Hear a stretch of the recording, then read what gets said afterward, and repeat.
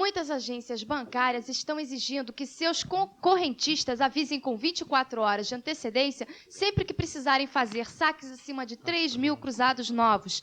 A justificativa dos bancos é que eles estão reduzindo suas reservas e muitas vezes as agências ficam quase sem dinheiro em caixa. E nós hoje gostaríamos de saber, já aconteceu de você querer sacar dinheiro em sua agência bancária e não haver dinheiro disponível?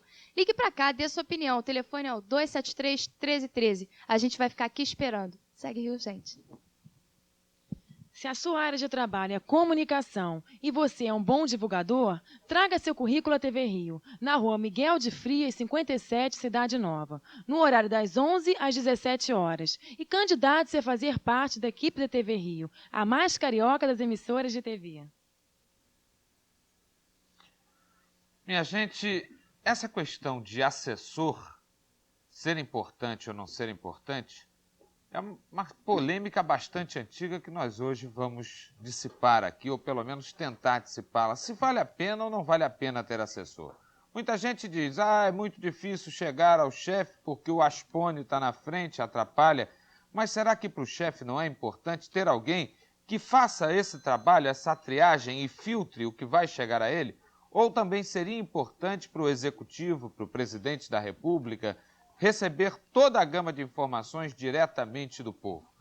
O empresário Arthur Hermídio de Moraes sugeriu ao presidente Collor que formasse um conselho integrado por pessoas experientes para ajudá-lo a tomar as importantes decisões que serão necessárias para tirar o Brasil da crise. E qual a verdadeira importância dos assessores de um presidente? O presidente costuma dizer que ele é o ministro, ele é que resolve. Será que alguém pode ser realmente tão independente a esse ponto de resolver todos os problemas? Nós vamos debater esse tema que eu acredito será muito importante para todos nós e vai ser palpitante. E você pode participar ligando para o 273-1313. A sua pergunta, a sua opinião serão trazidas também aqui ao nosso debate. Quero apresentar a você, meu amigo, você, minha amiga telespectadora, o vice-presidente regional do Partido Liberal, Mauro Magalhães. Também temos a honra de receber o candidato à presidência da República, ex-candidato, naturalmente, Enéas, cardiologista, e que se tornou marcante a sua presença na campanha eleitoral pela grande capacidade que ele demonstrou de objetividade, pois em apenas 15 segundos fazia o que muitos que tinham 15 minutos não conseguiam fazer. Quero apresentar também o deputado estadual do PT, Milton Temer, e ainda o coordenador de comunicação do PRN, advogado Gilberto Araújo. Eu dirijo a minha primeira pergunta, então, no caso ao ex-candidato e nosso amigo Enéas, porque, se não me falha a memória, o senhor aqui no nosso programa, que foi o programa que lhe destinou e dedicou o maior espaço para a colocação do seu nome, da sua candidatura e das suas intenções, o senhor teria dito aqui para nós que o senhor é que iria tomar conta de tudo. Não ia ter assessor, não ia ter nada. Para o senhor, realmente, o assessor atrapalha? Primeiro, muito obrigado pelas referências elogiosas que o senhor Cataldi fez a mim. Vamos examinar... Merecidas. Muito obrigado. Vamos examinar com o máximo de precisão possível a questão apresentada. A tese a que fiz referência naquela ocasião e à qual faço sempre referência é o absoluto despreparo, é a ignorância específica pelas questões mais importantes do país que estão sempre à mente de cada um de nós quando a gente ouve pronunciamento de pessoas que se apresentam como candidatos aos diversos cargos. Essa foi a tese, àquela ocasião, aduzida aqui, apresentada. É evidente que não se pode imaginar que o indivíduo seja onisciente, que ele tenha uma visão global, completa e detalhada de tudo que o cerca no panorama nacional. Não é isso que eu penso.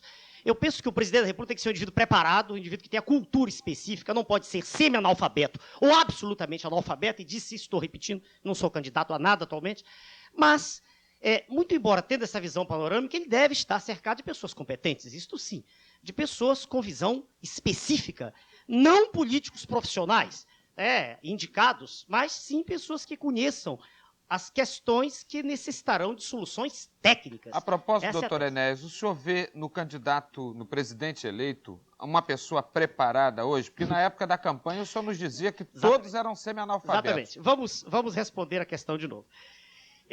Eu sou uma pessoa que gosta de ordem, e também sempre disse isso aqui. Eu sou um defensor, tanto que o partido que eu criei, com meus amigos do país inteiro, se chama Partido de Reedificação da Ordem Nacional.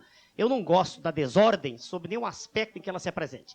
Então, primeiro, para deixar bem claro aqui, o respeito à autoridade constituída, a Sua Excelência, o Presidente da República. Isso não tem nada a ver com o resto. Eu continuo pensando o que pensava antes. Eu continuo dizendo as mesmas coisas que dizia antes. Eu não via em nenhum dos candidatos que se apresentavam naquela época, e continuo não vendo, preparo, cultura, pelo menos nos grandes horizontes do saber humano, nas ciências médicas, ciências exatas e ciências humanas, eu continuo não vendo preparo que justifique a candidatura de nenhum daqueles senhores à presidência da República. Eu continuo dizendo exatamente a mesma coisa. Mas o presidente eleito, Collor de Mello, já teve a oportunidade de dizer àqueles que estavam tentando especular sobre o seu assessor, o seu ministro na área econômica, que o ministro da Economia será ele, em primeiro lugar. Eu gostaria de ter a opinião do coordenador de comunicação do PRN, Gilberto Araújo. Na sua opinião, é importante um presidente ter uma assessoria? O presidente poderá realmente ser o ministro da Economia? Preliminarmente, eu quero cumprimentar os senhores telespectadores, a toda a equipe técnica e ao Cataldi pela honra de estar presente aqui, em companhia dos companheiros que aqui foram apresentados. Eu acho que se a cultura, como o nosso companheiro Enéas expõe, fosse o fato fundamental para que uma nação tivesse um governante que pudesse solucionar os problemas gerais do país, o senhor José Sarney teria resolvido, porque ele é, inclusive, da Academia Brasileira de Letras, quer dizer, o ponto mais culminante e absoluto. Ele está um pouco nervoso aqui, depois eu te dou a oportunidade. Pode, claro, pode. Oportunamente eu te dou. Evidentemente. Agora, seria a solução. Com relação aos aspones, geralmente chamados, o que mais prolifera neste governo atual é a figura do aspone, que é, na realidade, uma extensão do nepotismo, da irresponsabilidade de algumas administrações. Com relação à assessoria, eu considero um fator essencial e predominante que um governante possa ter num aspecto de assessoramento às suas teorias, seus pontos de vista com relação à aplicação. Aliás, a assessoria já vem desde os tempos remotos da civilização. Nós sabemos que Alexandre o Grande teve na figura de um grande homem chamado Aristóteles, que foi colocado a seu serviço pelo seu pai Filipe da Macedônia. Quando enfrentou Dario, sem Aristóteles, jamais se teria condição de poder crescer o universo com aquela força que Alexandre conseguiu, porque Aristóteles mandava trazer as partes vegetais, animais, minerais dos locais onde eram conquistados, examinava, projetava e colocava aspectos. Na Roma Antiga, os grandes Césares tiveram os 12 flâmines, eram aqueles que traziam os bastões dourados, que faziam as propugnações dos fatos futuros, as elucubrações sobre os fatores circunstanciais do dia seguinte, que analisavam pelo voo das aves, pelas posições do tempo, das nuvens, os fatos que poderiam ser elementos para que eles tivessem condição de, elucubrando, dar ao Supremo Mandatário a opinião, expondo talvez, evidentemente, existem assessores que fazem um misticismo diante dessas coisas. Rasputin, na corte de Romanov, quem não se lembra do Rasputin? Nós sabemos também fatos que são muito importantes e relevantes na existência humana.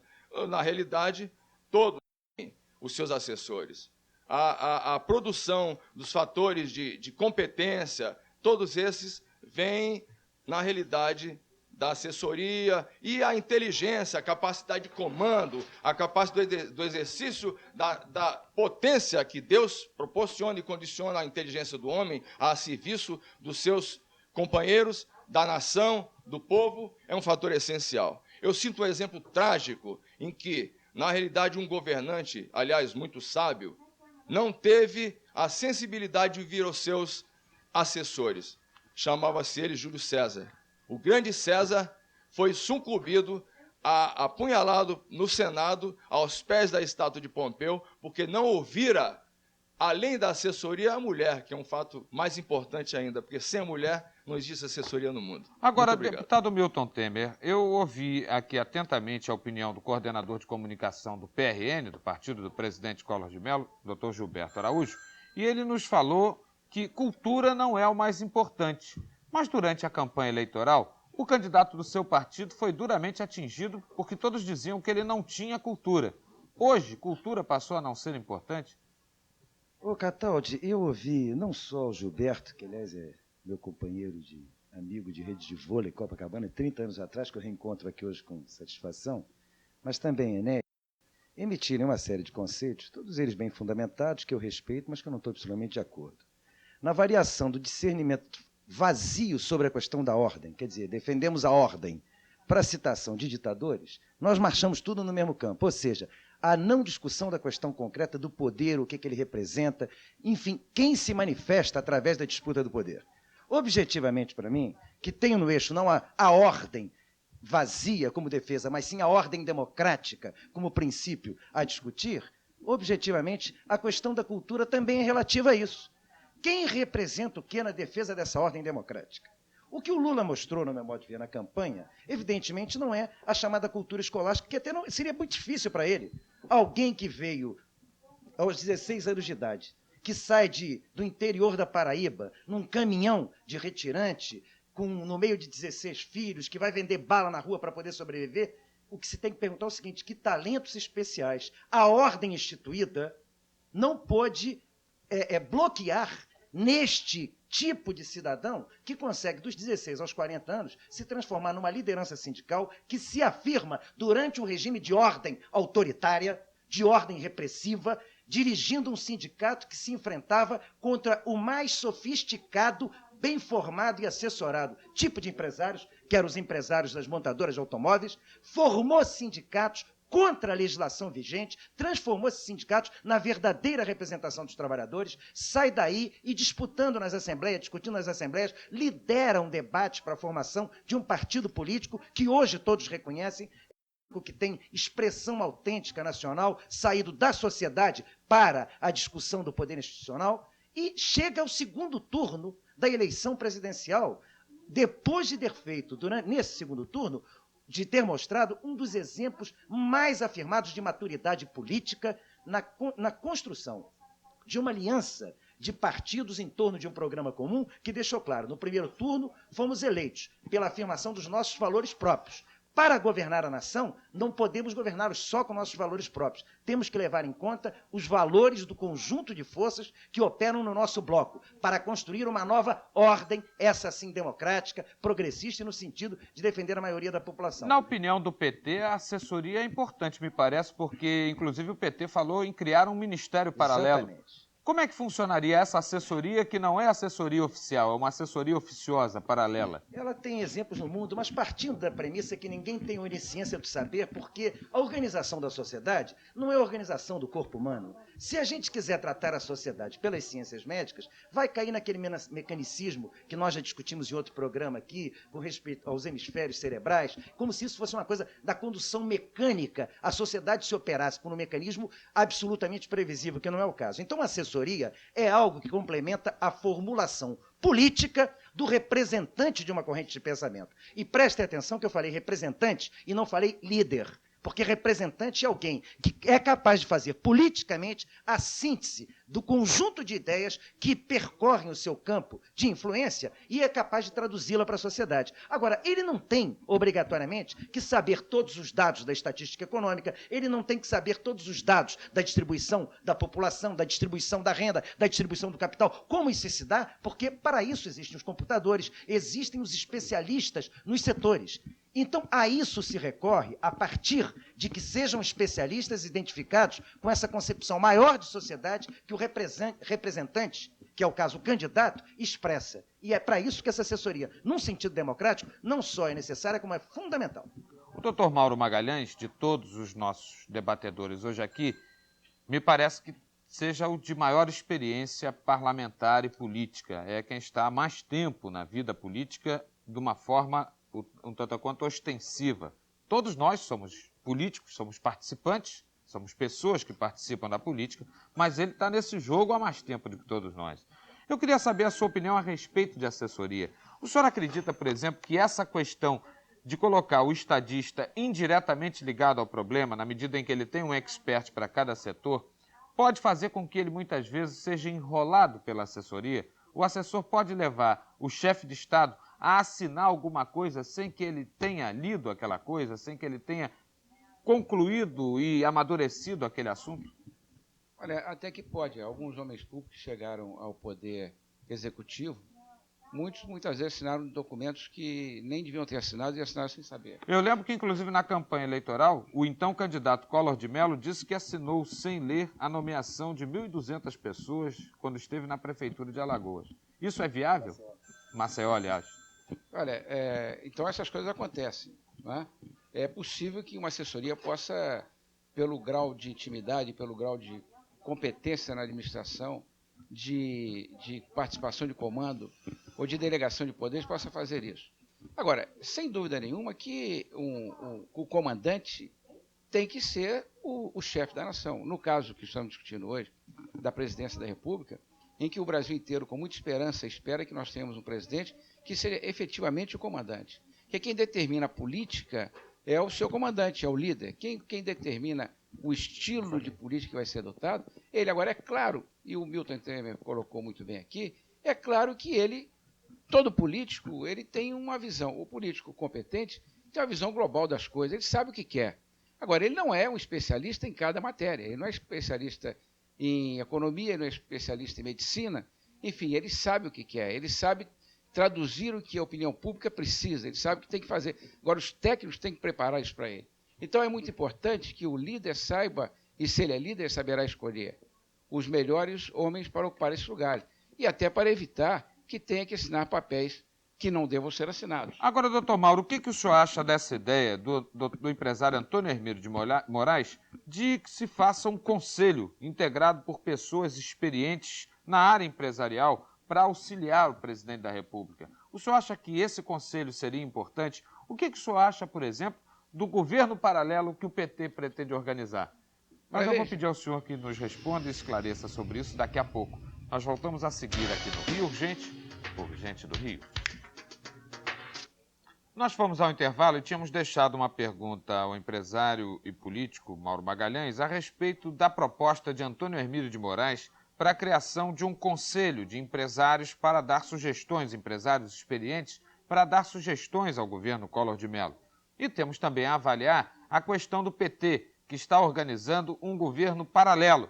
Eu até pediria ao doutor Mauro que me deixasse pedir um esclarecimento a Milton Temer, rapidamente, como vai funcionar esse governo paralelo, esse governo que seria um governo fantasma. Me parece até que hoje está sendo discutida a composição desse ministério do PT, antes mesmo do Ministério do Presidente da República. Não, é até bom, porque aí o Mauro depois pode concluir já com essas informações a mais. O objetivo fundamental é o seguinte... É hoje a formação do governo? Hoje, em São Paulo, a direção do PT está sentada e reunida para concretizar alguma coisa que já durante a campanha tinha sido adiantado. Todos sabem que durante a campanha, Lula apresentou o que seria uma relação de nomes nas diversas áreas, nas especialidades, que comporiam o que seria o quadro de formuladores do governo do PT. Então, o que o PT pretende fazer hoje é justamente reunir, como está se reunindo em São Paulo, para a indicação do que seriam esses coordenadores de área. Esses coordenadores de área serão, na oposição, o contraponto daquilo que o governo pretende fazer, tendo, inclusive, a clareza de quando o governo, se por um acaso encaminhar questões que sejam do interesse público,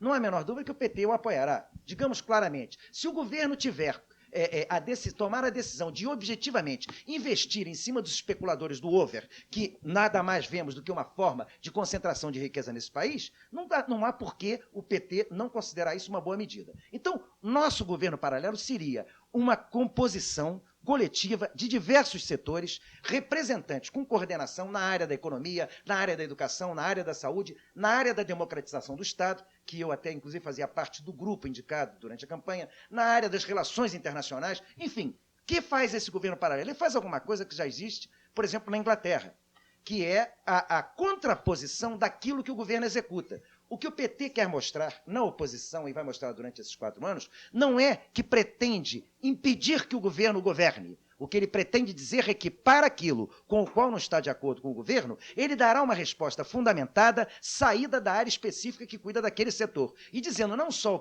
o que vê de errado na proposta do governo, como apresentando a sua alternativa própria. Para aqueles que pretendem que num governo presidencialista, pluripartidário, é impossível fazer isso, o PT está abrindo a discussão da participação do governo, neste governo fantasma, dos partidos que compuseram o palanque do segundo turno. Mas caso eles não venham para aqui, o PT quer deixar claro para a sociedade que se prepara para ser uma alternância de poder.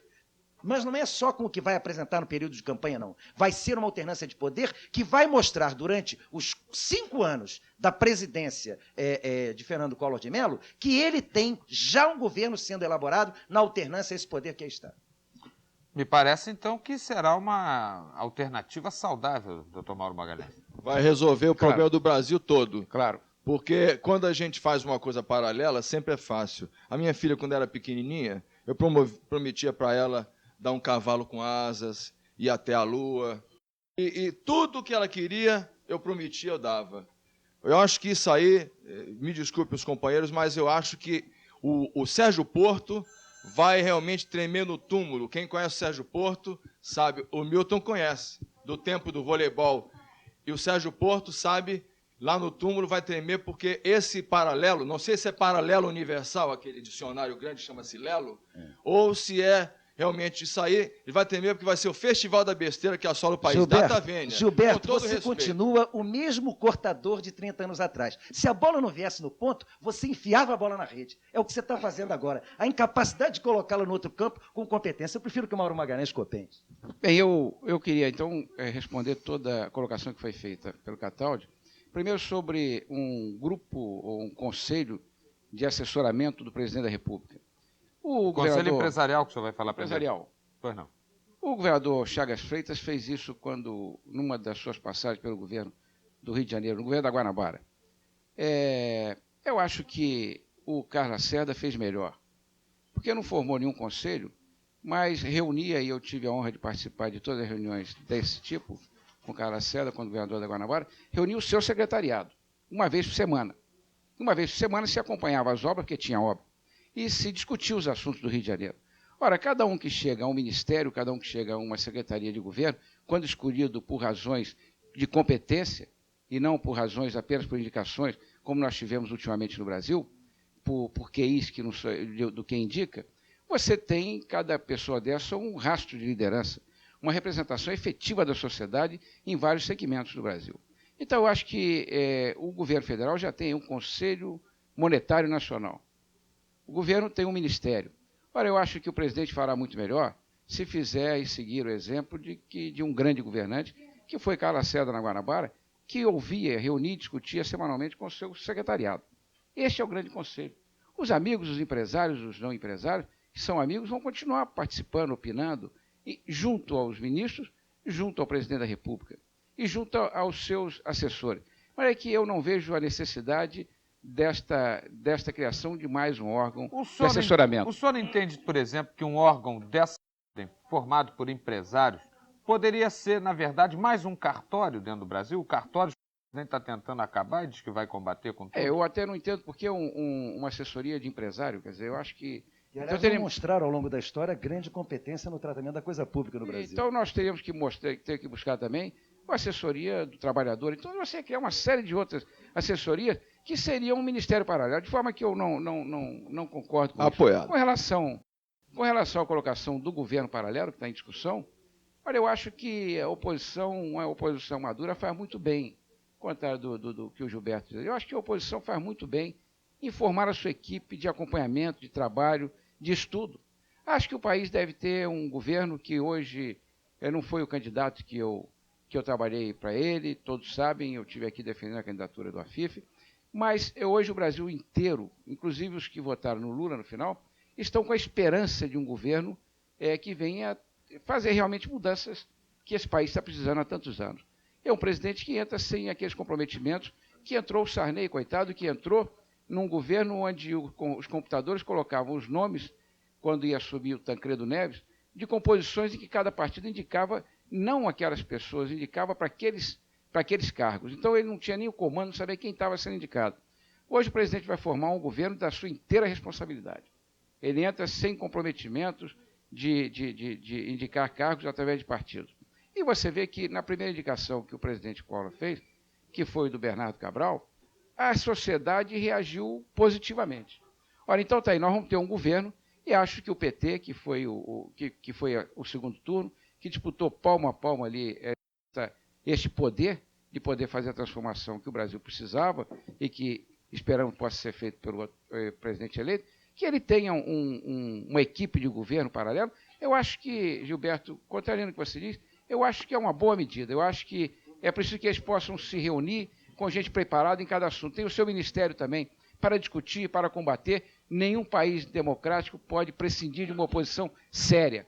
E eu acho que a formação de um governo paralelo pode dar o respaldo a uma oposição séria, e é assim que eu espero, ficando de um lado ou do outro, porque não temos comprometimento definido com este ou aquele lado. Nós podemos saber que, de um lado, nós estamos na torcida de que se tenha um grande governo, vamos apoiar as medidas para que elas sejam realmente aquelas que estão sendo pregadas, que nós apoiamos, mas vamos acompanhar com muita atenção o trabalho que a oposição vai fazer e que eu acho e espero que seja feito com a mesma competência como se desenrolou a campanha de quem veio tão da humildade, como disse o Temer, e chegou à posição que chegou o candidato Lula. Olha, minha gente, se de um lado o doutor Gilberto está contra a formação do gabinete e de outro o empresário Mauro Magalhães está a favor, as opiniões em casa estão divididas. O Enio do Meyer diz que o deputado Milton Temer falou uma coisa sobre o PT fazer um governo paralelo para apresentar a oposição. Eu não concordo com isso. O PT deveria fazer isso para orientar seus prefeitos, pois na maioria das prefeituras do PT existem muitas falhas. Antônio do Meyer diz: se a coligação partidária que o deputado Milton Temer está defendendo, inclusive aquela que ocorreu na campanha do Lula, todos os partidos se juntarem ao PT, essas coligações não terão independência do PT. E tem pessoas que estão a favor, dizendo inclusive que acham que o presidente Collor está maluco ao escolher o Magre para ministro do Trabalho. Diz que ele escolheu tanto para fazer isso, até gosto do Collor, mas não gostei da sua escolha. É a Maria Helena da Tijuca. O doutor Enéas está sendo muito solicitado. Tem muita gente falando coisas aqui a respeito da sua participação, da sua cultura, da sua presença como belo candidato que foi e a impossibilidade de chegar até Brasília.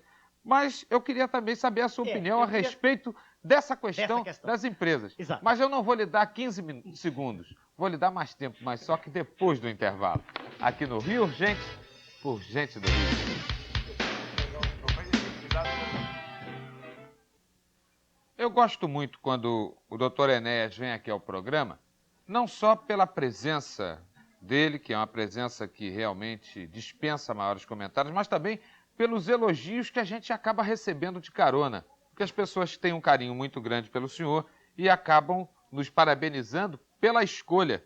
O Jorge da Gávea quer parabenizar o programa pela honrosa presença do Enéas. Maria Luísa do Flamengo: Enéas, lamentavelmente você não foi eleito, pois é o candidato mais culto e inteligente que se apresentou para a presidência da República. Giselda de Ipanema diz que ficou triste por você não ter sido eleito. Votei em você e queria mesmo que você ganhasse. Admiro sua inteligência. O Pedro de Copacabana: antes de se candidatar a presidente, o senhor chegou a se candidatar a algum outro cargo público? Diz que não. O Pérez do Maracanã: Enéas, o Collor tem cometido erros de português terríveis nos seus pronunciamentos. Regina: só concordo. Não, Regina de São Conrado: quero saber se o Enéas era oculto e por que ele não teve representatividade na eleição. Agora, depois de tantas coisas elogiosas, aparece aqui o Zé Carlos Rosa, de Bom Sucesso.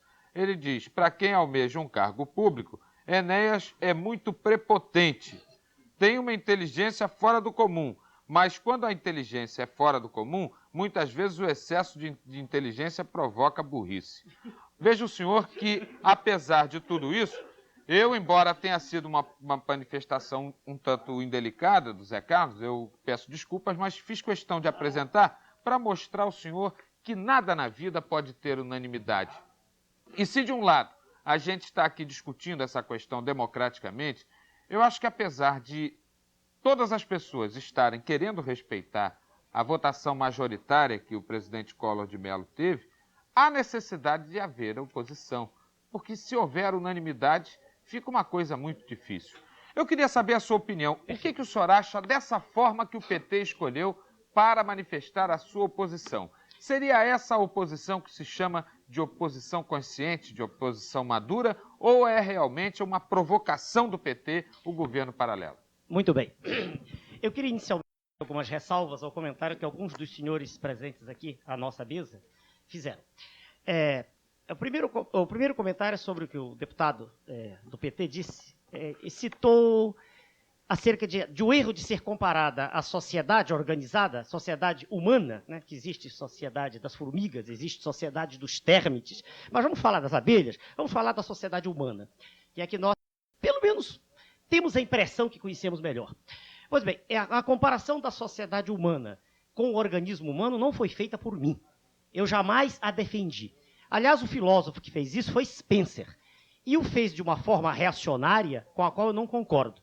Em nenhum pronunciamento eu jamais disse que deveria ser comparado o procedimento da sociedade humana como um todo ao comportamento de um organismo. E eu conheço os organismos vivos. Eu não preciso de assessores que me ensinem como eles funcionam. Muito bem. Agora, prossigamos na análise. Eu quero só dizer que eu nunca disse isso, para deixar bem claro. Mas quando eu falei de ordem, ainda respondendo a questão que eu não quis fazer à parte, a ordem não é uma expressão no vazio. Na verdade, não existe, eu queria insistir aqui com o interlocutor, nenhuma forma de atividade neste planeta, nenhuma forma de atividade humana que não exija para que essa mesma atividade chegue ao seu fim princípio, que não exija ordem. Eu dou alguns exemplos aos senhores para deixar bem claro o que eu quero dizer com ordem. Imaginem que neste programa aqui, onde é um tempo determinado, né, para que cada um fale, daqui a pouco as pessoas, a cada instante, entrasse no meio do assunto, né, no meio do pronunciamento da outra, e seria um caos, seria um turbilhão de ideias. Quando eu falo de ordem, eu quero dizer que uma coisa seja feita do modo como ela devia ser feita. A educação nesse país é um caos, né? Eu dou alguns exemplos para deixar bem claro o que eu quero dizer com ordem. Nas universidades, e esse é um modelo preconizado pelo partido, né, Partido dos Trabalhadores, pelo menos é um modelo a que tenho feito alusão em muitos pronunciamentos, e se não for, que me corrijam, eu vejo que são feitas eleições, por exemplo, para se eleger um diretor de um departamento de bioquímica numa universidade. E dessa eleição participam pessoas sem nenhum preparo específico sobre aquele tema. Por exemplo, a pessoa, o cidadão que eu respeito como cidadão, que limpa o quadro, o cidadão que serve, né, o café, são seres humanos como nós, mas não entendem nada de bioquímica. Quando todas essas pessoas votam para um cargo técnico, o resultado é desastroso, cai a qualidade do ensino, e chamar isso de democracia, perdoe-me, é ignorância específica do que quer dizer essa palavra. O deputado Milton Temer não está concordando com isso. Eu sei disso, não, mas ele falará depois. Eu estou apenas me defendendo aqui, né, da ordem vazia. Não é ordem vazia. Eu não aceito, por exemplo, que o indivíduo seja chamado para fazer um pronunciamento. Ele está anotando tudo ali. Sem dúvida, eu não anotei, falo do que me lembro. E que algumas pessoas no meio do pronunciamento se levantem e comecem a atacar aquele que está falando. Isso é um procedimento, e aqui não vai nenhum elogio ao seu candidato, à sua excelência, presidente. A parte é democrática. Lógico. A parte é democrática. Lógico. Não, eu só estou dizendo que não é elogio. Eu não estou elogiando o presidente eleito, de forma nenhuma. Estou apenas dizendo que, certa feita, eu já passei por isso. Eu estou falando numa assembleia, o indivíduo se levanta, começa de modo deselegante a fazer ataques, e daqui a pouco eu pergunto assim: o senhor me parece um líder do PT. E ele diz: eu sou um líder do PT. Eu digo: puxa, mas essas considerações não podiam ser feitas de modo mais ordeiro, com um pouco mais de respeito, pelo menos pela pessoa que fala? É essa a minha tese. Quando eu falei em ordem, eu me refiro a isto só. Eu não disse que as pessoas não tenham o direito de falar, eu não disse que não deva haver oposição, porque ela é legítima, ela faz parte de qualquer sociedade organizada. Respondendo à última questão, que é a questão E aqui eu elogio a sua análise histórica bem feita. O senhor esqueceu da mulher na Calpurnia, só daquela questão. Eu estava esperando do lado aqui, de César. Mas bem, da história da civilização. O senhor só não disse o nome, eu estava esperando aqui a dona Calpurnia. Ele não ouvia os conselhos da mulher não ouvia dele. da Calpurnia. Se ouvisse, não tinha morrido. Provavelmente. E um dos assessores mais perto dele, que era o próprio Brutus, foi aquele que Deixa eu só homologou o homicídio. Deixa eu só terminar. Até tu.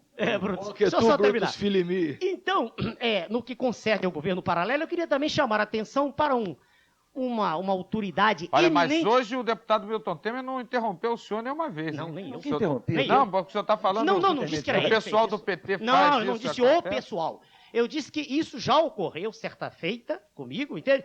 E eu com educação, né? Como Mas acredito... naquela época que o senhor só tinha 15 segundos, Não, o pessoal não tinha foi da coragem de televisão. apartear ainda por Foi, cima? aliás, numa palestra que fiz em São Paulo, dentro de um anfiteatro que estava sendo, naquela ocasião, alugado por mim, onde deveriam estar só pessoas do PRONA, que aceitavam nossas teses, e estava um rapaz, e inclusive um rapaz preparado, sem nenhum favor, mas o modo como ele falou é que me incomodou, quer dizer, e que me parece ser um modo assim, não quero dizer que seja generalizado, mas comum, pelo menos, comum. Mas deixa eu só terminar esse assuntozinho que eu fiquei quieto esse tempo todo. No que concerne ao governo paralelo, eu queria chamar a atenção para uma figura eminente, pré-clara, no mundo da ciência política, que é o professor Weber. E ele diz, e eu acredito que nenhuma pessoa que conheça ciência e política vai negar isso, todo Estado é uma ditadura. Todo Estado, sem exceção. E eu explico por quê. Isso não é meu, isso é de Weber.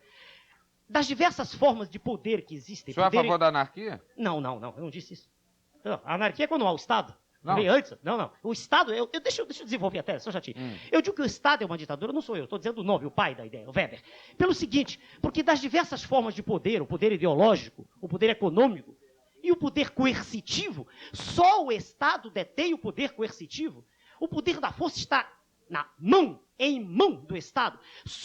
Quando Eu a sociedade... protesto. Desculpe, mas eu Não, mas isso não é concordo com meu. essa teoria. Isso não é concordo meu. com o Com a Weber. teoria, perfeito. Tanta citação para mim Claro, não tem valor claro. nenhuma. Mas eu acho que o Marx está mais até certo do que Perto do ele. microfone, senão ninguém escuta. O Marx está mais certo até deixa que o eu só Weber, dizer- embora o Marx não foi Deixa eu- seguido muito bem aí pela essa estrutura toda, não. A coisa está... Deixa eu terminar a ideia. Veja o senhor, o cidadão comum na rua, qualquer um de nós, ele abre mão do seu direito de usar a força e entrega esse direito a um órgão que se chama Estado. Numa sociedade organizada, seja capitalista, seja socialista, qualquer uma delas é o Estado que detém esse poder. É o Estado que pode chamar o Exército quando julgar que assim necessário se faz. Veja bem. Pois bem, ora, se existe um governo estatuído, instituído, estabelecido e na forma da lei, eu não entendo que exista um governo paralelo. Um instantinho. Eu entendo que o órgão... Tinha para quê? Eu não estou perguntando. Concordo com ele. Não existe realmente. Eu entendo, só um instantinho, eu entendo que as forças ditas de oposição, essas forças, né, ditas de oposição, eu estou vendo assim, que pressupostamente têm posições contrárias àquelas do grupo que está do lado de Sua Excelência, Presidente da República, eu digo ditas por uma razão, porque eu não sei em que posição eu estou, eu não sei o que Sua Excelência vai fazer, eu não sou oposição no vazio, isso sim é que é ser no vazio, eu não sei o que Sua Excelência, Presidente eleito, vai fazer, de tudo que li, parece-me, de tudo que li até agora, eu vejo coisas sensatas, eu não sei se vai fazer, isso é outra questão. Eu não sei se vai continuar havendo o hiato que sempre houve entre aquilo que é dito e o que é feito, o que caracteriza a história do país. Isso sim. Eu não sei se vai... Isso. Agora, eu não sou... Exato. Aí é que a palavra vazio cabe. Eu não sou oposição no vazio. Oposição porque ele é o presidente? Não. Eu não gosto de Sua Excelência, o presidente eleito. Mas eu respeito a ordem. Terminando, então. Quer dizer, que o grupo da dita oposição consciente se reúna e emita opiniões, sim. É a questão talvez só até semântica. Eu só discordo do termo, da expressão e da sua validade legítima. Governo paralelo. Eu não entendo isso. O senhor preferia, então, que fosse uma coordenação? Não, que esse grupo se coordene. Oposição. Peraí, que esse grupo... Essa palavra oposição também, ela semanticamente não diz nada. Porque, veja o senhor, qualquer brasileiro hoje sensato já percebeu que o Estado é gigantesco. Não é só aqui que é gigantesco. No mundo inteiro todo mundo está notando isso. Então, quer dizer, que há necessidade de serem tomadas medidas drásticas, todo mundo sabe que há. A questão só onde eu me firmo, onde eu me estribo, é que a expressão governo paralelo, ela me soa muito forte. Só isso, entende? Porque ele não tem o poder da força em mão. Então, quer dizer, que se reúne e emite opiniões, sim. Agora, os assessores, da última etapa, que eu encerro já o que tem a dizer, quanto aos assessores, eu disse também, tem que existir. O assessor é um indivíduo especializado, todos estamos de acordo, não há o que discutir, é um indivíduo especializado, um indivíduo com uma função altamente técnica, porque é impossível, eu disse no início, o presidente ser o ideal é que ele tivesse preparo, isso sim. Seu nome? Seu nome? Porque meu nome, seu nome sabe? Meu nome é Neto. A gente volta já já, aqui no Rio Urgente do Rio.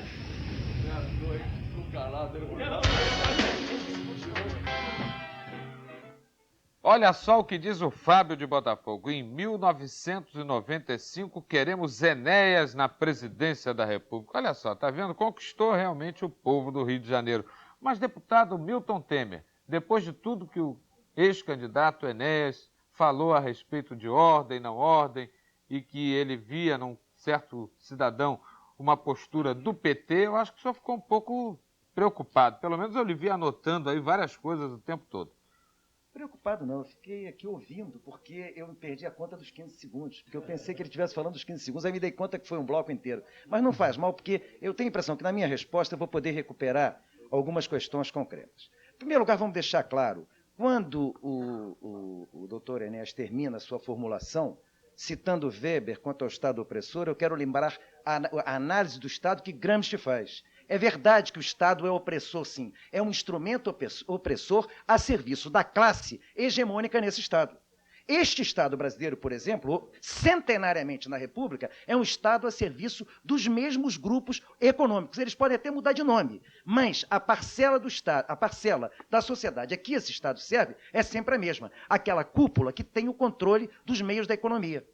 Nossa dívida externa, o overnight que está aí, o chamado déficit público, tudo isto é uma grande balela inventada como processo de concentração de renda neste país. Este país, esse Estado que está aí, para servir às nossas classes dominantes, tinha 64 bilhões de dólares de dívida externa em 1980. Pagou, entre 1980 e 1989, com serviços aos sócios da dívida externa aqui de dentro, pagou 120 bilhões de dólares. E chegamos em 1989 com 114 bilhões de dólares. E os que estão aqui dentro, os sócios do lado de fora, dizem que nós temos que pagar. Por quê? Porque estão interessados, perderam o sentido cívico do patriotismo, porque são sócios dos nossos credores estrangeiros. Então nós queremos, sim, doutor Enéas, mexer na ordem do Estado, para deixar claro, inclusive, que quando o senhor fala que o senhor não defende uma ordem vazia, eu tenho certeza disso. O senhor falou vazia porque foi obrigado a adjetivar a ordem. Eu digo que o senhor defende uma ordem conservadora. E mais, só para terminar, eu vou terminar. Eu ouvi. Não, Gilberto, eu ouvi, espero que. É o problema da dívida externa, isso indiretamente. Se o Brasil deve objetivamente, pagar, deve não, cobrar Gilberto, da eu vou Polônia terminar, ou eu não vou deixar. Eu ouvi com atenção, me ouve, fala Tudo depois, bem, prossiga. encerra o programa.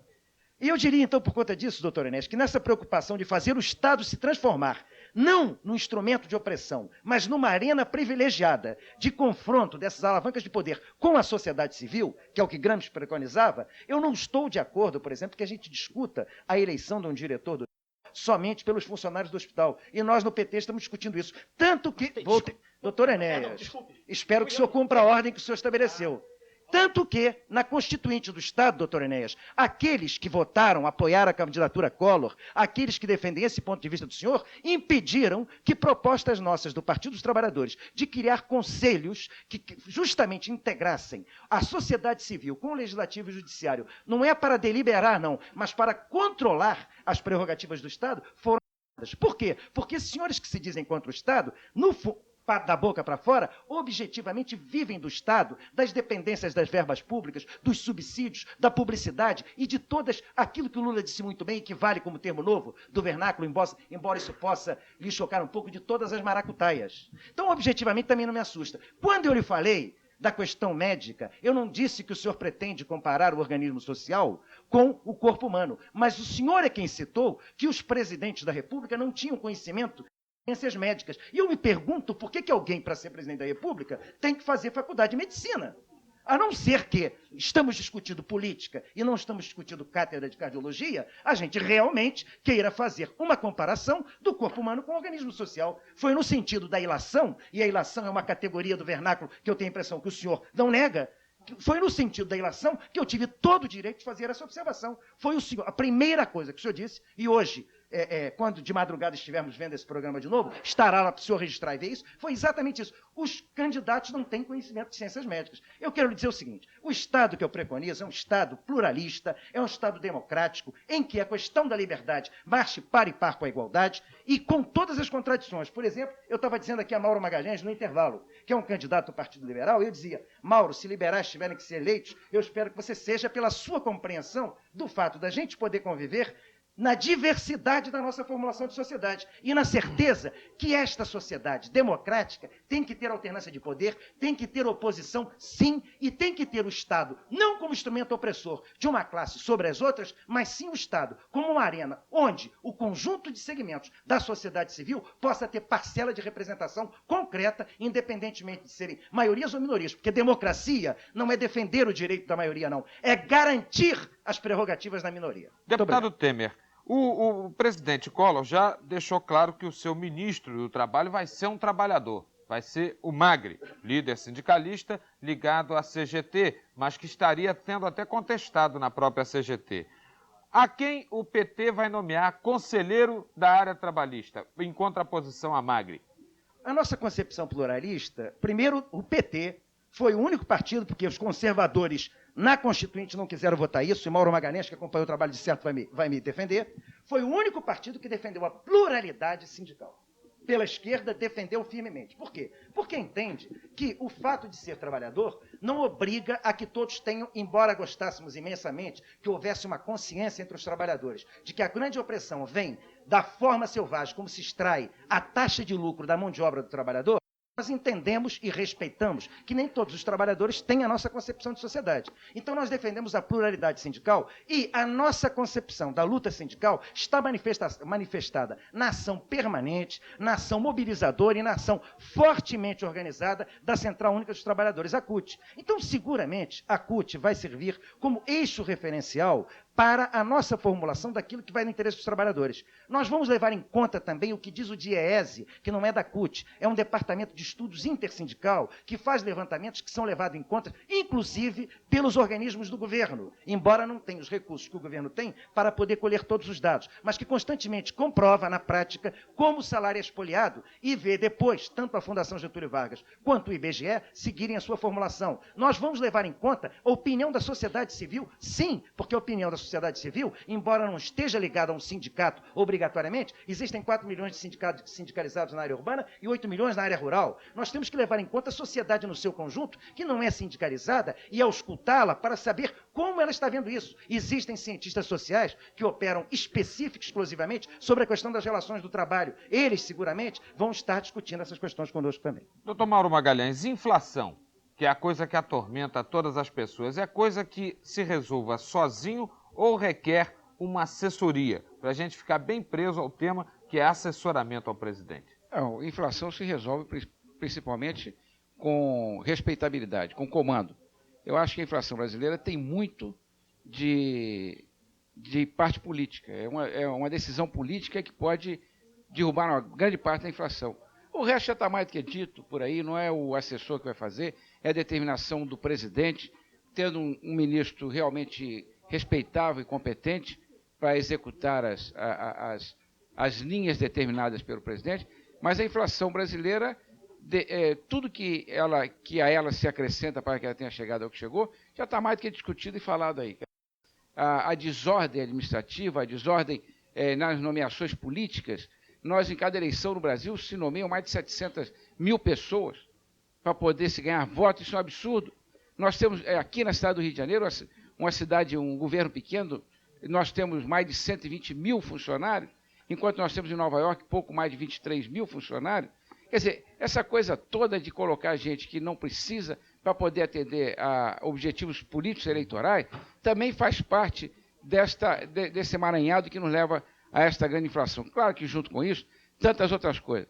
Eu estou certo de que a inflação, com a confiabilidade que o Ibope tem demonstrado e que agora passa a ter o presidente na expectativa de mudanças na sua posse, acho que ele pode, com um trabalho competente, em pouco tempo, não acabar com ela, mas combatê-la rapidamente para que ela chegue a números suportáveis, porque esse país é surpreendente. Eu digo aos grandes economistas, quando fazem as suas análises prévias, que sempre pintam um quadro muito negro e que falam em recessão, eu digo que a grande sorte do Brasil é que sempre as previsões dos economistas não dão certo. E também acho que o Brasil vai sair desta, com apoio, com o trabalho, apoio, digo, com a participação da oposição e de todos nós vamos sair sem uma grande recessão para tempos melhores no Brasil, porque nós precisamos botar ordem na casa. E eu espero que esta ordem venha e que as medidas sejam tomadas nesse sentido. Com ordem e democracia, eu tenho a impressão que se vai muito longe. E eu me reporto aqui a um discurso do candidato Enéas, então candidato ao tempo aqui no programa, mostrando que no país se desperdiça muitas ideias e muitas forças na medida em que há uma intolerância política, na medida em que aquele que está do lado de lá não aceita vir trabalhar do lado de cá, nem o que está do lado de cá aceita a colaboração daquele que está do outro lado. O senhor, por exemplo, disse que não seria partidário ao presidente que ganhou a eleição, mas o senhor aceitaria trabalhar para ele como assessor? O senhor, por exemplo, chamado a colaborar na área que o senhor tem o maior conhecimento específico, talvez a área de cardiologia, a área de eletrocardiograma, o senhor toparia, por exemplo, ajudar na área da saúde? Bom, mais uma vez, antes de responder, é só uma ligeira réplica ao que foi comentado aqui ainda agora. Não sei se está sem som, tá? Tá. Eu queria dizer o seguinte. Primeiro, eu não falei mais tempo que ninguém, não. Acontece que eu falo depressa, um minutinho. E o número de vocábulos na unidade de tempo é maior, só isso. Eu não falei mais tempo. Não, vamos corrigir. E depois é fácil aferir isso medindo o tempo que todo mundo falou. Não, eu gosto de precisão, né? Porque a gente fala assim, o deputado fala depressa, com ênfase, e dá a impressão que tudo O candidato agora está com... Não, eu não sou candidato a nada. Aliás, eu estou com o relógio na mão. O doutor Enéas agora está com o relógio na mão. Mas eu tenho noção exata do tempo que falo. Um minutinho. Então, e já dei provas disso. Prefiro anotar as ideias. Não, eu tenho noção exata e já dei prova disso durante a campanha. Respeito o tempo que me dão. Né? Jamais me cortaram. Bem, eu queria dizer o seguinte só. Eu insisto, porque essa tese é primacial para mim. Ela é primacial, ela é primordial. Eu não disse em nenhum momento que Sua Excelência, o candidato eleito, por exemplo, esse ou qualquer outro, deveria ser formado em ciências médicas. Eu não disse isso. Eu disse que era importante que um homem que tem o comando de uma nação tivesse uma visão razoável daquilo que constitui o preparo mínimo de uma pessoa que se pressupõe tenha a intenção de chegar a este cargo. Ou seja, uma visão panorâmica. Eu não disse cátedra de cardiologia, eu não disse isso em nenhum momento. Eu disse assim, que o indivíduo tem quando eu digo ciências médicas, tenha uma noção, pelo menos, do que quer dizer schistosoma mansoni, que saiba o que é essa doença chamada esquistossomose e como se pode erradicá-la do país. Se o indivíduo é absolutamente analfabeto, se ele confunde uma integral, que está no livro de economia, como se fosse uma cobra, se ele não tem formação específica nenhuma, esse indivíduo vai ser um boneco nas mãos dos seus assessores. Foi isso que eu sempre disse. Confundem-se as coisas. Quando o senhor citou a palavra ilação, ilação quer dizer inferência. Eu conheço o vocábulo. Agora, não me agrada é que num turbilhonamento de ideias lançadas em profusão, dê-se a impressão e que fique... Divirja das ideias, doutor Enéas. Não fale da forma. Divirja das ideias e responda substantivamente como eu respondi às propostas que você... O senhor não respondeu substantivamente a nada. Eu falei em ordem e o seu interlocutor do lado falou no que eu disse, que há desordem administrativa. Todo mundo sabe disso. É um caos. Há desordem econômica e financeira. Será que alguém vai negar isso? Entremos numa loja. Às vezes a gente encontra o mesmo produto com 2 preços diferentes na mesma loja. Ou Sua Excelência, o Presidente da República, põe ordem na casa, ou nós mergulhamos no abismo, de cuja borda nós estamos nos aproximando. E não há um cidadão no país que tenha coragem de dizer que nós não estamos precisando de ordem. Eu insisto, daí fiquei feliz quando vi o senhor, não sei se o senhor não, o interlocutor do lado, dizer que é preciso que se acabe... Mauro Magalhães. Paulo Magalhães, que disse, de um outro partido, que não é o meu, que disse que é preciso que socorra. Então, as teses são as mesmas, exatamente as mesmas. E o cidadão da rua percebe isso. Mesmo ignorante, mesmo sem ter estudado, mesmo sem ter preparo em filosofia, mesmo sem ter estudado ciência, o cidadão comum sente que não é possível continuar mais assim. Essa é a tese. Respondendo agora o senhor sobre se eu aceitaria. Não. Eu disse ao senhor que quando aqui estive atendendo um convite seu e pelo qual até hoje estou grato, o único canal de televisão que me deixou exprimir minhas ideias, que eu não aceitaria nenhum cargo do governo. Nem eu disse isso ao senhor. Eu tenho um documento registrado sobre isso e mantenho minha palavra, registrado em Brasília. Eu deixei bem claro isso no 2º ofício de notas, em português escorreito lá. Eu não quero nenhum cargo. Agora, eu sou presidente do partido, estou rodando pelo Brasil inteiro, sou recebido. Agora é mais fácil. Falo em todos os canais, mando minhas ideias, são claras, meridianas. Eu quero o mesmo em qualquer cidadão de bem que eu não quero cargo nenhum. Viajei por minha conta. Eu lanço uma mensagem de civismo, de respeito ao poder constituído, de mudança da ordem para uma outra ordem, mas não com desordem. Né? E se Sua Excelência, o atual presidente, agir de acordo com aquilo que o senhor percebeu bem a frase que o senhor falou agora? Diga. Defesa do poder constituído e mudança para uma outra ordem. Perfeitamente. Explica isso. Explico, claro. Porque o poder... Vacilo.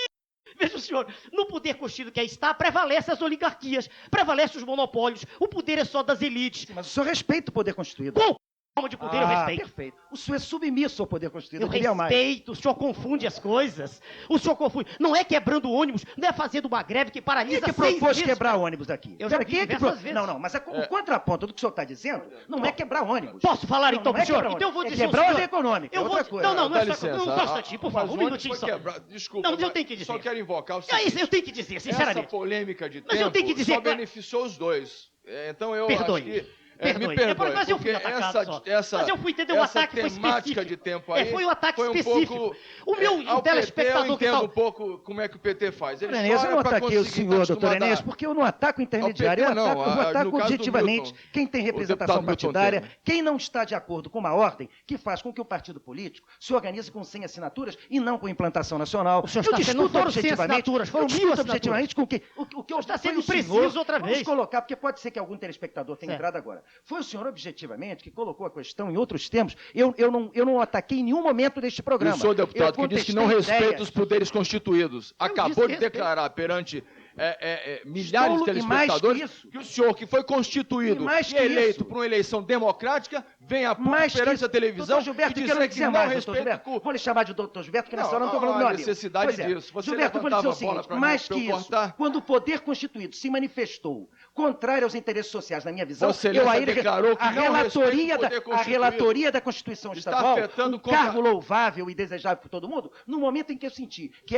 esta Constituição Estadual virava defesa de interesses particulares contra os sociais, eu renunciei a essa relatoria e assinatura especial por ela, tranquilamente. Quando ele mencionou o fato de quebrar ônibus, o senhor está dizendo que o PT não quebrou ônibus. Não é o PT, não. Quem quebrou ônibus foi a ocupou sociedade. fábrica. E o senhor não Não acusa, foi a Gilberto, não sociedade. acuse o PT Não, o por PT, algo que está perdão. sendo pago por Tá alguém muito que não bem. tem como comprar no supermercado. Não, Então, vamos perfeitamente. discutir. Não, PT, Essa alguns coisa militantes de do identificar. PT, Eu quero então. dizer o seguinte, essa questão de identificar o PT com as questões que acontecem socialmente nos honra na medida em que nós somos um símbolo da contestação da opressão. Agora, nós queremos Da dizer que, contestação claro e a todo e objetivamente, qualquer poder nossos constituído. documentos estão claros, nossa prática está clara, nós queremos um É respeito contestar o imenso poder constituído. pelo quadro institucional, o que não implica dizer que estamos a favor dos poderes constituídos, porque os queremos até constitucionais. Ao que me consta, a palavra estava com o Enéas, Não, então não. eu vou pedir Eu pela abro, o ordem senhor pra pode falar. prosseguir Eu abro, ao meu quando Não, o senhor tiver pode falar, oportunidade. por favor. Bom, então, eu só de esclarecer o seguinte, eu não tenho problema nenhum com relação ao tempo, porque eu, inclusive,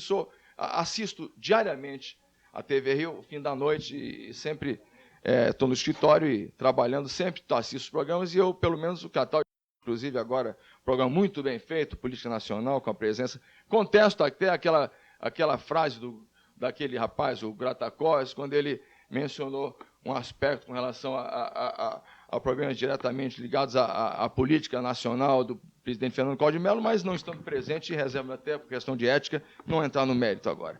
Mas a verdade é o seguinte, nós tivemos aqui vários pontos, inclusive telefonemas mencionando, contestando a indicação do Rogério Magri, um rapaz que veio a São Paulo, filho de família de origem italiana, um homem que trabalhou, inclusive, ao convívio já de certo tipo de profissão, até no convívio da cidade, trabalhou colocando fios elétricos em valas e passou por privações, mas necessariamente não é a privação, não é, às vezes, o tipo de atividade que faz com que o homem possa deixar de ter cultura ou não. Não, exatamente isso que eu queria até lhe perguntar, porque na época que o Lula fazia esse discurso, o seu presidente, o presidente que representou o seu partido, disse que isso não tinha o menor significado. Agora passa a ter? Não, Mas veja eu vou lhe bem, pedir que veja responda bem. para nós daqui a Pois pouco. não. Nós voltamos em seguida com o Rio Urgente, Urgente TV. Pelo visto, o Rio Urgente dessa madrugada vai ter uma audiência maciça, tanto dos nossos debatedores quanto dos seus respectivos assessores, porque está rolando até aposta aqui. O presidente nacional do PRONA, Enéas, disse que o deputado Milton Temer errou quando afirmou que apenas 100 pessoas fizeram partido, porque a lei exigiria mais de 1.000, e já houve até oferta aqui, aposto o meu salário, quanto o salário, e a turma aí, no caso, quando vem dinheiro na parada, o pessoal corre. Mas nós temos deixado aqui uma pergunta ao ilustre coordenador de comunicação do PRN, advogado Gilberto Araújo, em relação a todos esses problemas que estão se descortinando aí. Porque ele falava ainda há pouco da situação da cultura, da situação do sujeito ser pobre, ter vindo de raízes humildes, e ele chegou a dizer que isso não é o importante. Eu estava achando até que tinha passado a ser importante agora, quando na época da campanha o candidato Collor de Mello disse que isso não tinha a menor importância. Passou a ser importante agora, doutor? Veja bem, o presidente Collor de Mello, ele nunca declarou peremptoriamente que a cultura ou a capacidade de estudo, preparo circunstancial, quer dizer, aquele preparo que o sujeito pode ter no estudo direto das escolas, o escolástico que o nosso companheiro, que começou com São Tomás de Aquino, conforme o nosso companheiro Enéas aqui ratificou, ao ser consultado por mim, veja bem, não era fator essencial e preponderante para uma boa capacidade administrativa. Aliás, invoco... Eu tenho a impressão que o candidato Collor de Mello usou em relação ao Lula uma expressão de que se o Lula não tinha competência, ia ter que comer com a mão dos outros. Exatamente, era aí onde eu ia chegar. Ele disse exatamente que o Lula ia comer pela mão dos outros, como efetivamente estava comendo pela mão dos outros, estava sendo pressionado, inclusive jogado em clinch por solidários, companheiros de campanha, e que as circunstâncias, ele não teve, digamos, aquela capacidade de administrar internamente uma colisão que não era prevista após a entrada do doutor Leonel Brizola na contenda. Que, aliás, entrou de forma inteira, participou de maneira muito objetiva na campanha no Rio de Janeiro, transferiu todo o seu eleitorado para o Lula. Absolutamente, não estou questionando isso. Eu disse o seguinte, que quem lançou preliminarmente a frase que o senhor Luiz Inácio Lula da Silva iria comer com a mão dos outros, não foi absolutamente o doutor Fernando Collor de Mello, não. O doutor Fernando Collor de Mello fez eco às declarações do doutor Leonel Brizola com relação ao senhor Luiz Inácio da Silva, informando que ele iria comer pela mão dos outros, e não mencionou, porque era notório perante a nação, que o senhor doutor Leonel Brizola teria informado que o Lula comeria pela mão dos outros. Voltando ao tema principal, aliás, são tantos aqui, porque o tempo é exíguo realmente, porque há, inclusive, fatos, alguns telefonemas, algumas menções que nós ficamos no desejo de poder até participar na resposta. Na resposta, infelizmente, não há condições.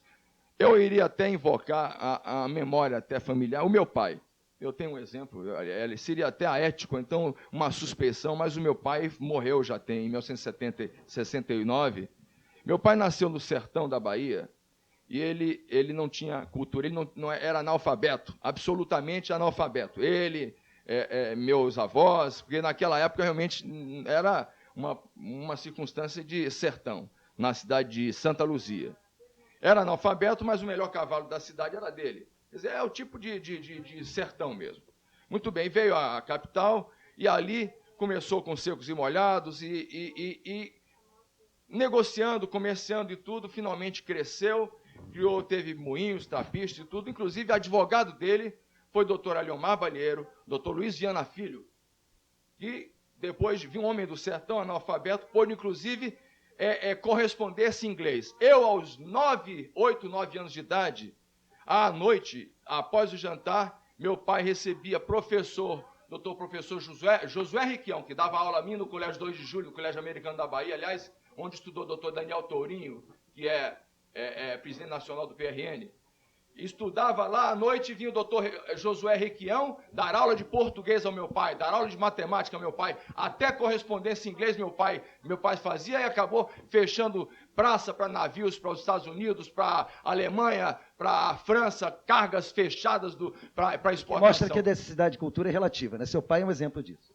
Exatamente. Eu quero dizer que o fato de dois cidadãos absolutamente que trafegaram por caminhos diferentes, estarem em posições circunstancialmente diferentes, não significa que uma premissa dessa, que a cultura é essencial e importante para presidir um país, seja adequada a outro. Quando, na realidade, eu, até particularmente, também acho que para se presidir um país como o Brasil, o homem tem que ter não só a cultura do cotidiano, tem que ter efetivamente passado pelos bancos da escola, tem que saber como é que foi a proclamação da O dia que se República, garantir a escola para todo independência. mundo, o dia que Tudo se bem. garantir escola para todo mundo, Não quer saúde dizer- e casa, isso não vai ser mais Mas um se não problema. houver Vai ser escola outra para todo mundo, não quer dizer que eu vou botar um analfabeto no presidente da caso, República. no caso, então, mesmo Se o não seu tem pai uma- tendo fechado praças para o mundo, o senhor não deixaria ser presidente da República?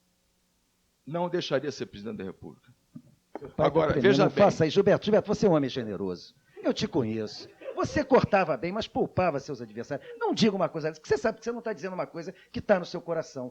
Não separa a cabeça do Veja coração. bem, A vida essa te obriga. pergunta, Não diga essa isso. pergunta do Cataldi, Eu te conheço. mas Cataldi você é um homem respondeu, muito inteligente. É que o teu raciocínio te levou a essa Cataldi é um homem, um coerência. gênio da Eu repito o jornalística, que um eu homem disse, muito senhor Cataldi. inteligente. O senhor quer No para tirar o momento em que mal-estar ele me dele, eu repito. pergunta, no momento em que ele Eu me repito, pergunta, eu salvo o que ele senhor. me pergunta se eu deixaria O senhor meu pai separa, ser presidente da o República. senhor Você separa, quer salvar o dizer que Gilberto não? Collor, vai salvar. Não tenho nada a ver com o presidente da República. Não quero cargo nenhum, senhor. Eu tenho que dizer Peraí, que eu não quero veja cargo nenhum bem. do governo. Veja bem, Ah. deixa eu complementar Não, meu mas eu quero só o que não tem pensamento. nada com o Entre coração, não. O Magri é Quem um homem... tem que dirigir o país tem que ser uma pessoa preparada. O indivíduo, eu não estou dizendo que o seu, se sua excelência, não é o presidente que- é, não estou falando Não, nada nem dele. eu estou dizendo que não é. Exatamente. Eu estou dizendo que tem que ser um indivíduo preparado. Um indivíduo que conheça não só a realidade nacional, mas não um indivíduo que esteja habituado só a fazer greve. Concordo. Um indivíduo que tenha uma visão panorâmica da realidade social e que tenha adquirido ao longo de sua vida uma visão de conteúdo profundo do que se chama formação humanística, formação do que se passa na sociedade como um todo e também Mas que isso- disciplinar isso o sua doutor mente. Fernando Collor de Mello tem, Isso é outra companheiro. questão. Doutor Enéas, Cataldi, peça Cataldi. disciplina não só para quem faz Cataldi. greve Só com pra salário amarrar baixo. Peça disciplina também. Você já Cataldi. reparou que quem joga no over não precisa fazer greve? Não, Mas veja Claro, bem, então peça essa disciplina dos balela dois de lados. over aqui, aliás, nós Tem uma coisa a nós ver com falamos outra. um ponto... Mas que tem uma coisa a ver com outra. O outro é desordem também. Nós Eu nunca, entramos- o senhor ainda agora elogiou o Mas presidente da além de República. lá, Peraí, o calma, senhor doutor elogiou... Enéas. Não, Calma, senão o senhor vai Olha, desorganizar o som. aí, do não sou doutor. desorganizado. Claro. Mas o senhor Não, elogiou o nós atual presidente estamos ainda aqui, o e que disse que ele era um pugnava- exemplo de cultura. O que o doutor Eu associou com Enéas... o senhor. O que o doutor Enéas... O empresário pugnava Mauro aqui, Magalhães que queria dar uma palavra. mas a inflação é um nesta- ponto importante que foi lembrado aqui. Eu acho que era bom... O doutor Enéas defendeu aqui... Vai continuar falando ou Não vai preciso deixar do falar? coração. Eu jamais Harmonia- indicaria meu pai para Enéas, ser presidente da República. 15 Jamais. segundos. O senhor não Garantia a indicaria palavra do Já, doutor meu pai Mauro jamais. Meu pai era um homem humilde, um barbeiro, um excelente profissional, sabia fazer barba.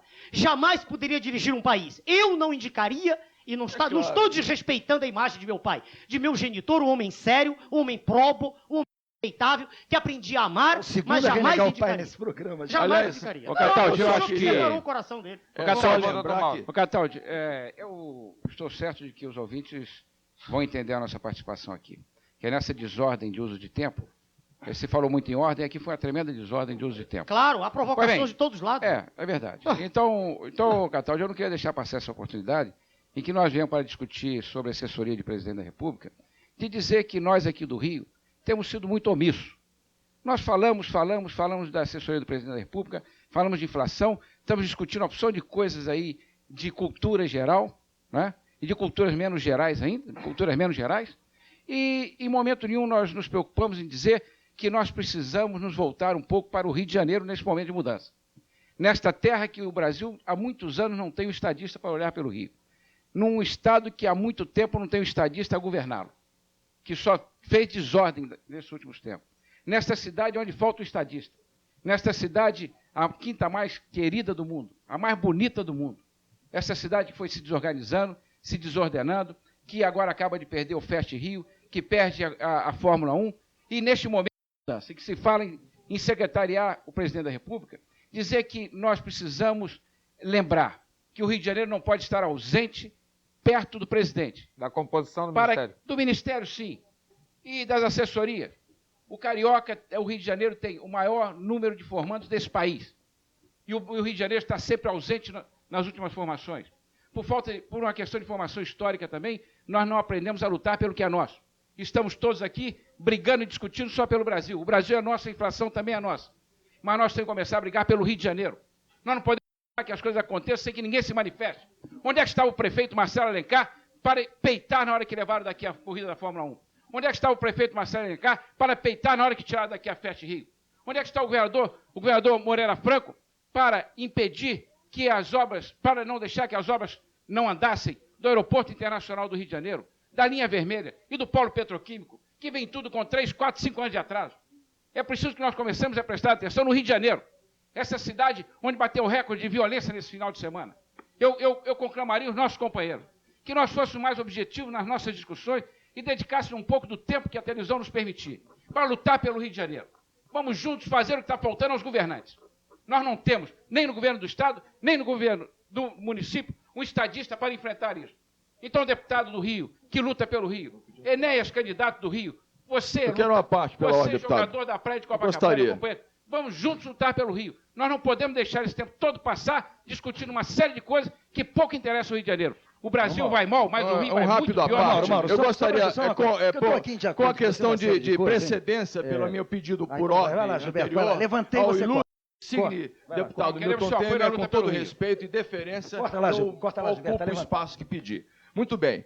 Eu devo deixar claro que me senti, aliás, o companheiro também aqui, pelo fato de vamos ser mais objetivos e nesse parêntese eu acho que, na realidade, nós poderíamos falar sobre o Rio, mas o programa hoje, ao que me consta, não foi absolutamente preparado nem condicionado a esse tema necessariamente. Foi só uma levantada de Foi bola. uma levantada de bola. Agora, no momento em que se levanta essa bola e se neutraliza as polêmicas anteriores, dá essa impressão até que nós aqui aventamos circunstâncias que não estavam preparadas sobre esse aspecto. Com relação ao Ministério, eu, particularmente, acho que nós temos que acabar no Brasil com essa história de bairrismo. Porque aí o certo seria botar um Ministério da Bahia, Ministério do Ceará, Ministério do Rio de Janeiro, Ministério do Rio Grande do Sul, e aí sim, escolher cada um, mas aí já existe, que são os congressistas. Ninguém tem dúvida que um elenco maior de distribuição de legendas ou de candidatos eleitos por um Estado terá maior voz também, que isso é natural. Nós temos aqui, aliás, os dois últimos governadores do Rio de Janeiro, o doutor Zola e o doutor Moreira Franco não são absolutos, nunca nasceram aqui. Foram criados aqui, alguns deles, o doutor Leonel não. Muito bem. Então, a ideia é essa, vamos acabar com a história. O Ministério do país é um ministério que vai tratar por assuntos de interesses nacionais. Então, eu não entro nessa questiúncula que argue suspeição a um nome ou outro pelo fato de bairrismo. Eu acho que deve-se pegar e ter o sentido de objetividade, respeitando perfeitamente a tese levantada pelo companheiro Mauro Magalhães, que, inclusive, é um caso muito interessante, que é a sucessão do Rio. Fiquem atentos e pensem bem na sucessão do Rio. Esta, sim, é muito importante. Nós temos que nos preparar para eleger elementos que efetivamente vão trazer o progresso para o Rio de Janeiro, vão trazer a seriedade do Rio de Janeiro, vão trazer a harmonia social e sem promessas, sem peleguismo, sem alusão a qualquer pessoa. Fala absolutamente em termos objetivos e, quando se fala em tese, as pessoas circunstancialmente inscritas dentro da área estão excluídas. Está terminando, mas eu só queria dizer uma coisa, porque eu acho que eu vou mudar de bancada, tem um momento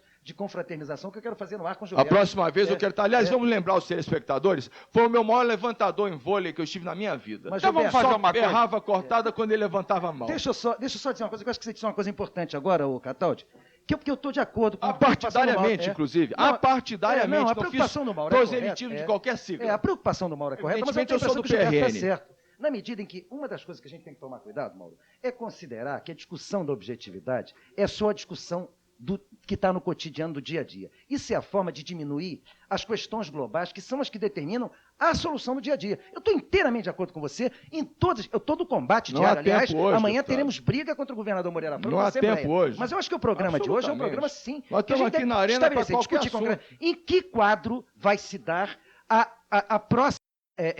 o próximo período de administração do Estado. Isso não será determinado pela própria administração do Estado. Isso será determinado, sim, por uma tendência política que será ditada pelo Plano Nacional, pela chegada do novo presidente, pela forma como que as forças vão se comportar no Congresso. Então, estando de acordo com você na questão da preocupação do Rio, eu diria que eu acho que o Gilberto está certo. Não há por que dizer que discutir o dia a dia é tirar a objetividade porque está discutindo o Brasil. Não. Nós temos que fazer a compatibilidade das duas questões. Bom, minha gente, nós queremos agradecer muito a presença de vocês hoje aqui, especialmente a do ex-candidato, atualmente presidente nacional do PRONA, Enéas, que, aliás, na quinta-feira está convidado a comparecer aqui ao Rio Urgente para receber a homenagem de alguns dos seus admiradores que fizeram uma marcha de carnaval em homenagem ao candidato Enéas. A gente quer também agradecer a presença dessa dupla imbatível do vôlei. Aqui, à minha direita, Gilberto Araújo, advogado e coordenador de comunicação do PT, e à minha esquerda, o deputado, aliás, do PRN. É uma honra muito grande ser colegiado do meu querido Ah, amigo não tenha Milton dúvida, Temer. doutor Milton Mas Temer é tem uma PRN. ficha de filiação, ele pode lhe passar. E também Nós o trocamos deputado, a minha pra ele também. o deputado Milton Temer, deputado estadual pelo PT. E também a presença do empresário Mauro Magalhães, que eu só não convido para essa partida de vôlei por causa da mãoeca, que está meio prejudicada na hora do saque. Eu quero agradecer a vocês e o Rio Gente segue.